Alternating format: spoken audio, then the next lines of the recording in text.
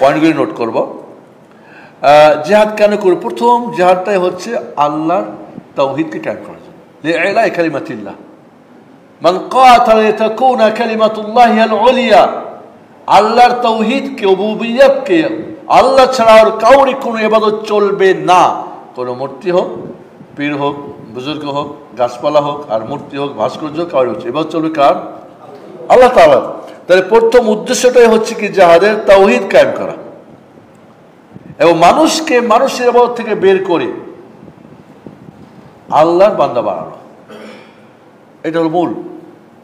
এই জমিন কার বলেন আপনারা? বান্দা কার? তাহলে বন্দেগী চলবে কার? তাই অন্যটা চলবে কেন? চলতে দেওয়া যাবে না, এক নাম্বার।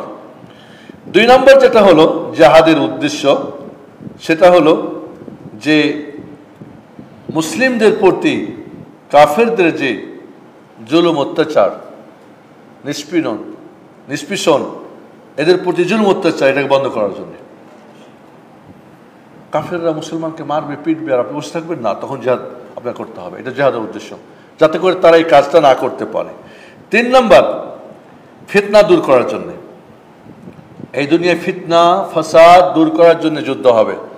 প্রথমত ফিতনা হচ্ছে কি, কাফের মুশরিকরা মুসলমানদের প্রতি কি করতেছে, আযাব গজব দিচ্ছে, এই জন্য বন্ধ করার জন্য, তাদেরকে মুরতাদ বানানোর জন্য চেষ্টা করছে, এই জন্য আপনাকে জিহাদ করতে হবে। দুই নম্বরে যেমন যে সত্য কথাকে প্রচার করতে দিবে না, কোরআন সুন্নাহ চলবে না, হক চলবে না, বাতিল চলবে। তো এখন কোরআন সুন্নাহর কথা বললে আপনি নাকি অন্য কিছু হয়ে গেলেন, বেদাতের কথা বলবেন চলবে, বেদাত চলবে, তাওহীদ সুন্নাহ চলবে না, শিরক চলবে, তাওহীদ চলবে না। তাহলে এখানে আপনি কি করবেন? এটাও তো একটা জিহাদে আসবে। তাহলে যেখানে কি হচ্ছে, মানুষকে সত্য কথা শুনতে দিচ্ছে না, কুফরির নিয়ম কানুনে থাকতে বলছে, বাধ্য করছে, এখানে আপনি যুদ্ধ করবেন।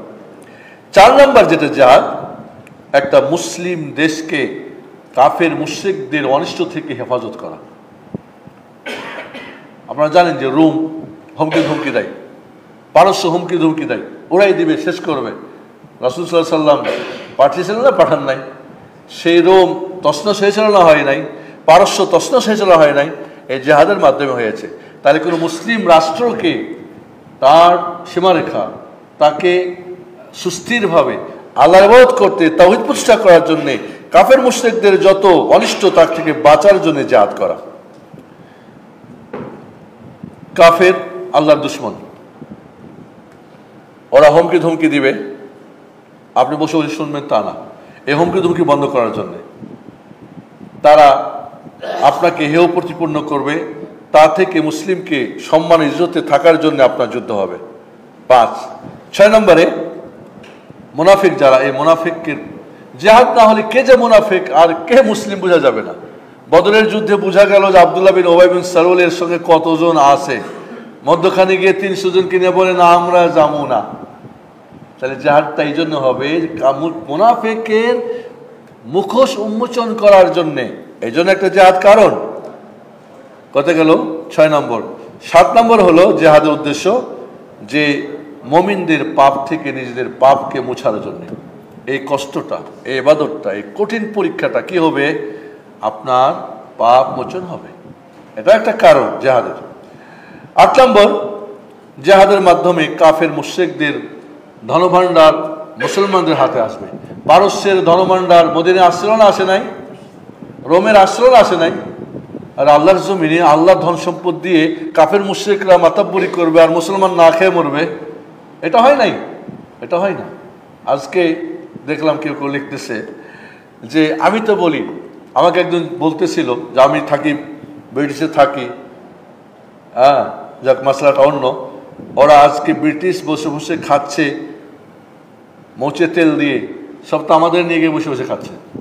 যা কামাই করছে আমাদের চুরি করে নিয়ে গেছে, এগুলিকে আমাদের অধিকার না তাদের থেকে উদ্ধার করা? ইন্ডিয়া যা নিয়ে গেছে উদ্ধার করা আমাদের অধিকার, দায়িত্ব না? দায়িত্ব। আর আমাদের সম্পদ তারা নিয়ে গেছে অন্যায়ভাবে। কাজে কাফের মুশরিকদের সঙ্গে যুদ্ধ করে তাদের সম্পদ কি করে দেওয়া, আমাদের মুসলমানদের হাতে নিয়ে আসে, এটা একটা উদ্দেশ্য। আর একটা হলো কি, শহীদের মতো শহীদের মতো মর্যাদা কি করা, অর্জন করা, রাস্তাঘাটের না। এবং যেই জিহাদটা শরীয়তের জিহাদ হবে, সেইখানে মারা গেলেই কি শহীদ হবে, যেখানে সেখানে যে কোনো কারণে মরে যাবেন শহীদ হবে, তবে সেই মূল শহীদ না।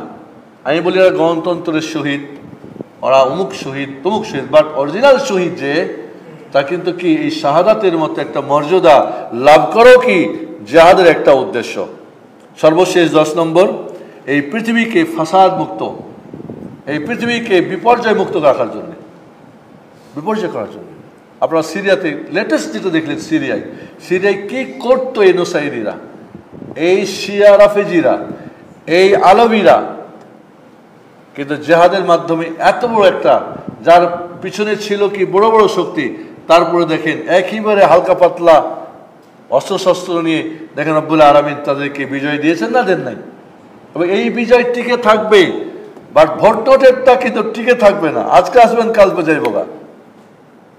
এবং দেখেন তাদের জন্য রব্বুল আলামিন কি সহযোগিতা করছেন, তাদের সমস্ত ঋণ পরিশোধের ব্যবস্থা করছেন, করছে না করে নাই?